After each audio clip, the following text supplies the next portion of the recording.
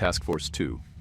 Hidden by layers of classification, Joint Task Force 2 stood as Canada's Tier 1 Special Operations Unit, established in 1993 to assume counter-terrorism and hostage rescue responsibilities, previously held by RCMP emergency teams. From its inception, the unit was engineered for missions where precision, secrecy, and speed mattered more than mass or visibility. Its mandate encompassed counter-terrorism, direct action, hostage rescue, special reconnaissance, and protective security, tasks that required surgical force and disciplined restraint, often under political sensitivity and media scrutiny. Following the September 11th attacks, JTF-2 shifted decisively toward expeditionary operations. In Afghanistan under Operation Enduring Freedom, small assault teams conducted night raids on Taliban facilitators, coordinated time-sensitive targeting with coalition partners, and executed clandestine reconnaissance to shape larger campaigns. These missions demanded comprehensive skills: close-quarters battle in confined compounds, breach planning for multiple entry points, precision marksmanship. But you remember that we did reaction videos about the US, and many people in the US came and told us that because they spoke something about Canadian forces, and we were just like, we don't know much about Canadian forces. And then the guys in the US told us that Canadians are pretty nasty fighters. Yes, the guys are heavy hitters. So we are checking out the elite forces of the Canadian army or the Canadian military. So this one is the Joint Task Force 2. I think I'm already in love with this. No, you don't love them more than me. I do love them more than you. You can't say that. I just did. You can't. I did. All right, you won. Love you, Canada. Let's see how tough these Canadians are and what units they have. Anyways, we just learning. Oh my God. Points, precision marksmanship in crowded environments, explosive method of entry for hardened doors, and military free-fall parachuting to reach remote staging areas without detection. Selection filtered for physical resilience and psychological steadiness. Candidates endured land navigation events under fatigue, water confidence evolutions, stress shoots, and team problem-solving designed to expose ego or indecision. Graduates of the Special Operations Assaulter course learned to integrate communications, tactical combat casualty care, demolitions, and foreign weapons, so every operator could cover multiple roles when a teammate was injured or separated. Teams rehearsed low-visibility urban movement, vehicle interdictions, aerial insertions by fast rope, and technical surveillance support to collect patterns of life before striking. JTF-2's culture emphasized quiet professionalism. Operations were compartmented, after-action knowledge circulated on a need-to-know basis, sharpening future tactics while protecting sources and methods. In coalition settings, the unit routinely deconflicted air, cyber, and ground effects, aligning Canadian national objectives with partner operations. This combination of discretion and effect led Allied units, Delta Force, SEAL Team 6, and the SAS to treat JTF-2 as a peer force on the hardest missions. Elite counter-terror forces achieved decisive effects, but Canada also needed a larger, fast-moving regiment to sustain pressure, hold ground briefly, and scale special operations across multiple objectives.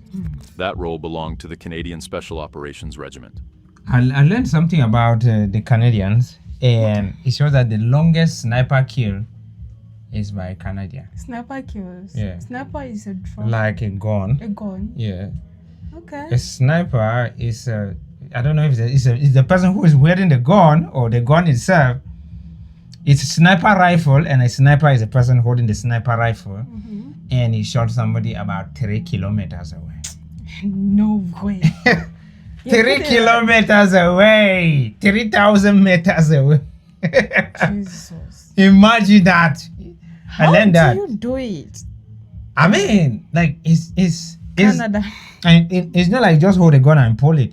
You have to do a bit of maths, like a lot of maths to be able to shoot that. Further maths.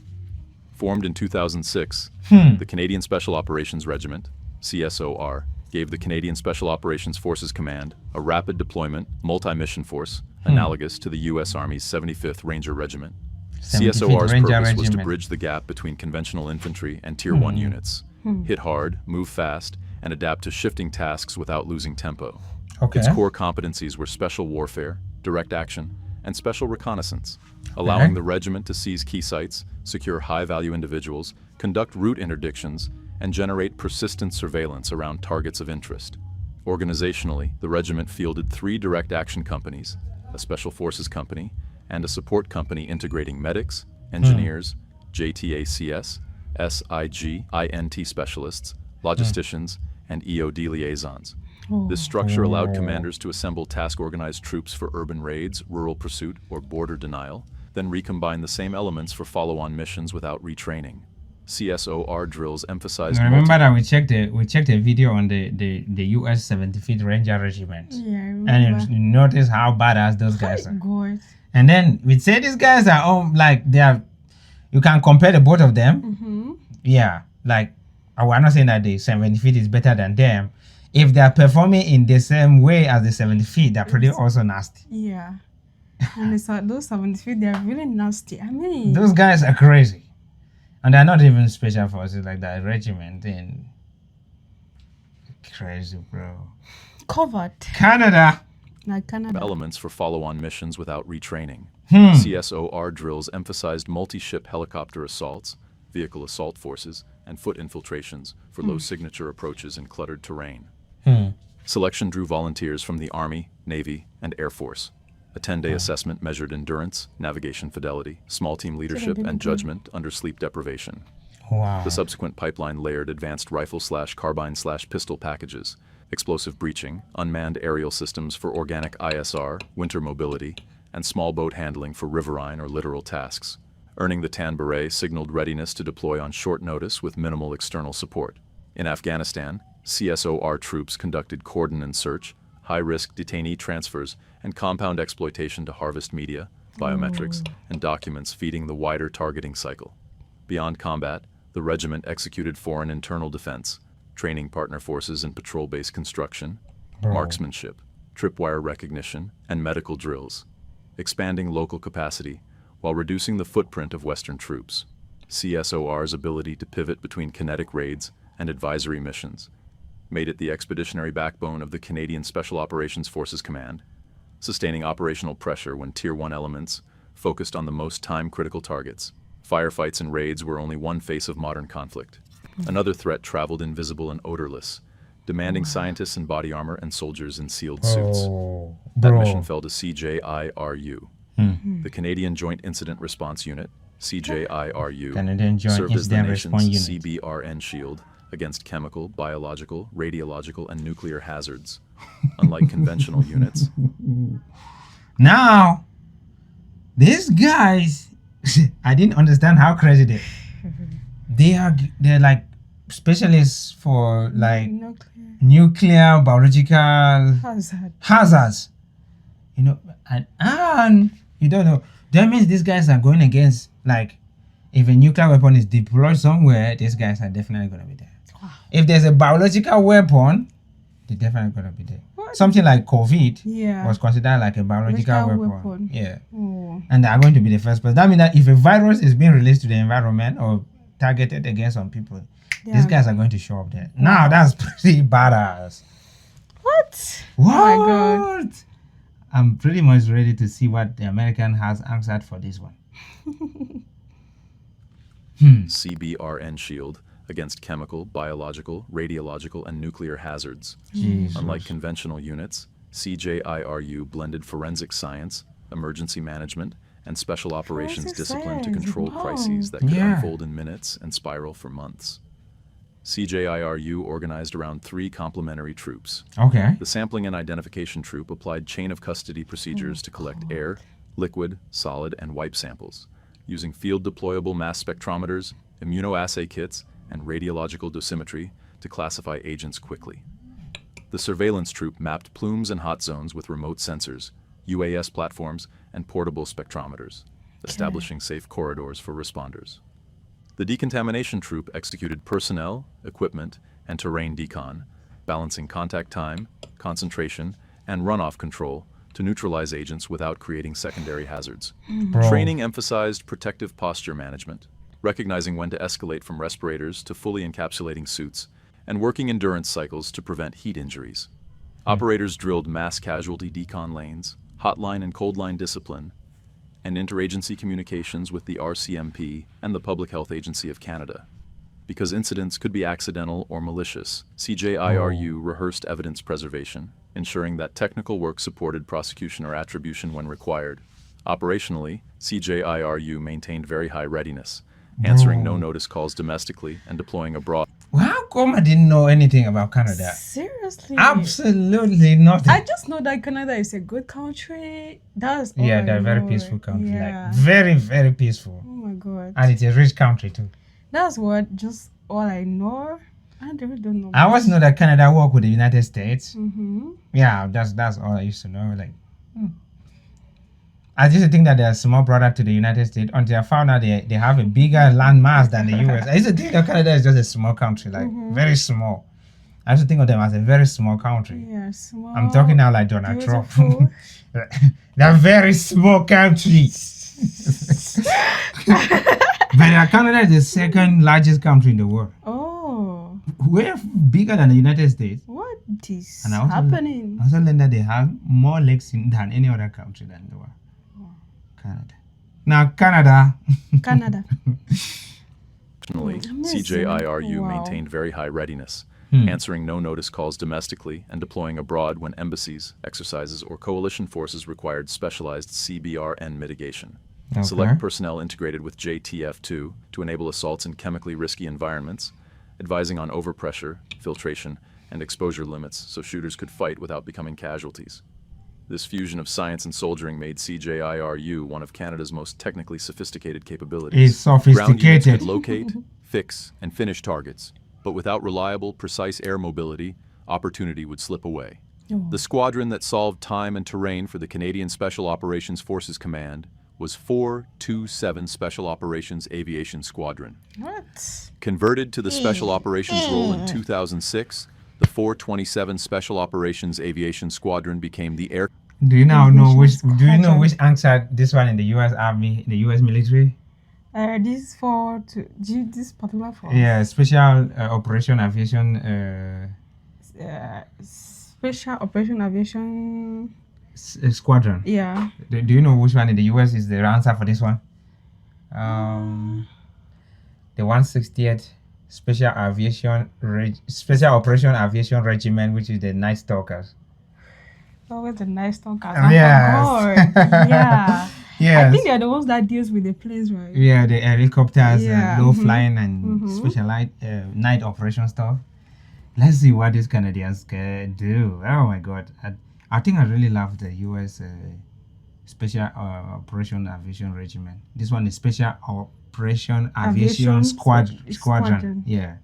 So it's not like the same thing, but To the Almost. Special Yeah. Operations role in 2006, the 427 Special Operations Aviation Squadron became the air connector for the Canadian Special Operations Forces Command, comparable in mission to the U.S. 160 SOAR Night Stalkers. Its centerpiece was the CH-146 Griffin, configured for low-level ingress, NVG-aided night flight, and confined area landings on ridgelines, rooftops, or tight urban lots. Aircraft-mounted door gun systems for suppressive fire, and cruise-integrated aerial precision marksmen to cover ladders, fast ropes, and breach points during insertions. Aircrews trained to a special operations standard, terrain following at treetop height, multi-ship deconfliction, dust landing techniques, and degraded visual environment procedures when brownout or snow reduced reference cues. Mission planning fused weather, illumination windows, threat rings, and contingency LZs, so ground teams received minute-by-minute timing. In high-risk extracts, pilots executed brake contact maneuvers, masking the approach behind terrain, popping up only when the assault force reached the pickup point. In Afghanistan, 427 SOs routinely threaded valleys to deliver JTF-2 and CSOR patrols onto time-sensitive targets, then exfiltrated under small arms fire when resistance surged. Outside combat, the squadron supported ISR repositions, medical evacuations, and rapid resupply of specialty items, batteries, breaching charges, blood products, without which missions stalled. The squadron's ethic was simple: be on time, on target, and unseen. Okay, on While time, the on target, and on scene. on time, on target, and on scene. Yeah. And I have this thing about me that I really, really admire helicopter pilots. I think they take the highest risk. A helicopter is very, very hard to build, like very, very hard to fly.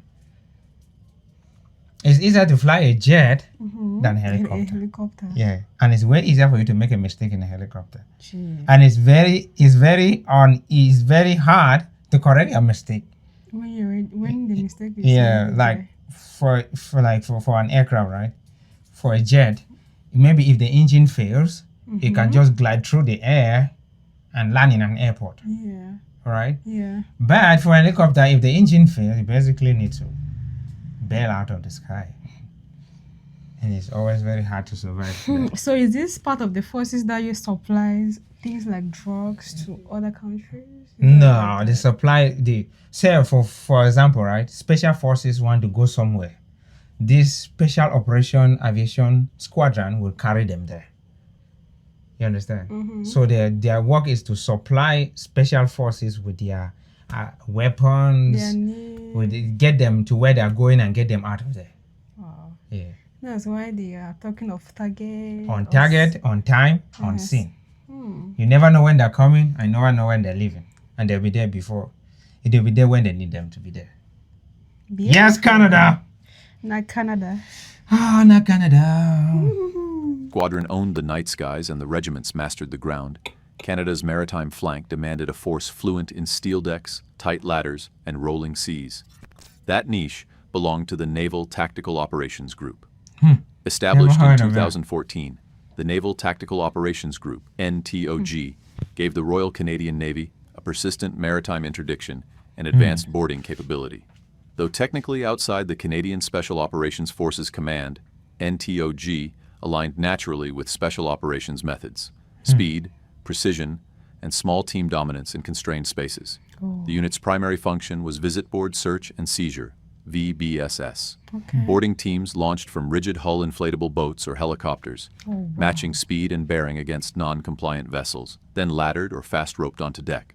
Once aboard, they split into engineering, bridge, and cargo hold elements, moving with CQB discipline along narrow passageways and vertical ladders, where muzzle awareness and communications were as critical as marksmanship. Objectives included crew control, bridge seizure, engine isolation, and contraband discovery, all timed to prevent scuttling, data destruction, or radio alerts to accomplices. A secondary mission was force protection, safeguarding Canadian warships and critical infrastructure in ports with elevated threat profiles. NTOG detachments embedded with ships added target development, boarding rehearsals, layered sentry plans, and visit protocols that deterred opportunistic attacks. Training layered precision shooting, hands-on compliance techniques, tactical combat casualty care in tight compartments, IED recognition in cargo spaces, and detainee handling compliant with maritime law. Operationally, NTOG contributed to counter-smuggling patrols, sanctions enforcement, and piracy deterrence alongside NATO partners. Its presence extended Canadian influence along sea lines of communication, where stopping a single ship at the right time could have strategic effects disproportionate to the size of the boarding team. All these capabilities, raids, reconnaissance, CBRN defense, precision aviation, and maritime boarding. You know what it means to board a ship or a vessel that is moving? It's wild. It's like you climbing on a moving car. It's time. It's time. Or you have to enter a car and move from your car to another car which is moving and also does not want you to enter that car. You are entering a car of another person who do not want you to enter their car. And the car is moving. And both of you are moving. How do you do it? Canadians. Ask Canada. Oh, Canada. How do you do Oh, it? Canada. Canada will tell you. I've not heard. Drew I've strength not from a heard of common these forge. forces. Yeah. I'm saying that I've never heard of the NTOG. Yeah, I've never heard of it. Absolutely never heard of it.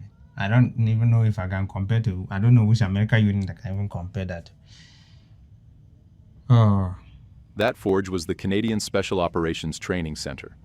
The Canadian Special Operations Training Center, CSOTC, functioned as the institutional core of the Canadian Special Operations Forces Command. It selected, educated, validated, and refreshed the people who carried Canada's most sensitive missions. Its mission portfolio spanned selection design, baseline operator courses, mission-specific packages, and recertification to preserve perishable skills. Foundational courses covered marksmanship progression, from mechanical zero to dynamic movement with barricades, small unit tactics, battle drills, urban entries, stairwell problems, communications, secure voice/data, SATCOM, electronic emissions control, combat medical, airway, hemorrhage, control, hypothermia prevention, and mobility, winter skis or snowshoes, rope work, small boat handling. Advanced modules added military freefall, breacher certification, sensitive site exploitation, surreptitious entry tools, ISR integration, and partner force advising with interpreters and cultural frameworks. Facilities included live fire shoot houses, rural demolition lanes, mock urban districts, helicopter landing zones, and CBRN training complexes with decon corridors and contamination simulators. Every scenario injected stressors, time pressure, radio friction, non-combatant presence, to force sound decisions when information was incomplete. Instructors rotated from JTF2, CSOR, CJIRU, and 427 SOAS, bringing fresh lessons from deployments to update tactics, techniques, and procedures. CSOTC also hosted coalition exercises, validating interoperability, from common breaching calls to frequency plans, so Canadian teams could integrate instantly with allies. Beyond skills, the center codified the ethos expected of Canadian special operators: discretion, accountability, lawful conduct, and respect for human rights, even under extreme stress. Professional military education blocks addressed rules of engagement. There's a particular line there. Respect for human rights, even under immense distress or whatever. Hold on. Respect for human rights. That's very nice. Extreme stress. Accountability. Professional military education. Even under extreme stress, that means you still have to respect human rights. You know that, first of all, you don't have to torture your enemy. You don't have to like treat women and children in a bad way. So even if the population hates you or they're trying to hurt you, you still have to respect their human rights. Yeah, You can only arrest or unalive somebody who needs to be unalive. Or, cannot violate their human right. which is very important, because once you are stressed, it's always easy to go crazy. Education blocks addressed rules of engagement, detention standards, information assurance, and operational security, reinforcing that strategic effects often hinged on tactical behavior at the smallest team level. Through continuous learning, rigorous validation, and disciplined doctrine management, CSOTC ensured that every operator, from Tier 1 assaulters to CBRN specialists and Special Operations aircrew, remained mission-ready, interoperable, and adaptive across the full spectrum of tasks Canada demanded. Canada's Special Operations Forces had shown precision, discipline, and reach across every domain. But across the Atlantic, Britain's elite were rewriting the very rules of modern warfare. Watch every British Special Forces explained in detail to see how their story unfolded. Okay. I'm gonna check it out. Hello, Canada. Now Canada. Thank you so much. So very much. If you see anything here, now Canada, Canada, Canada, Canada, now Canada, Canada, Canada, Canada, now Canada. We love you, Canada. So very much. Your special forces are so amazing. Canada, thank you so much. And anybody watching this, please recommend the video. If you want to watch the original video, please check in the description. Below. We love Thank you. you.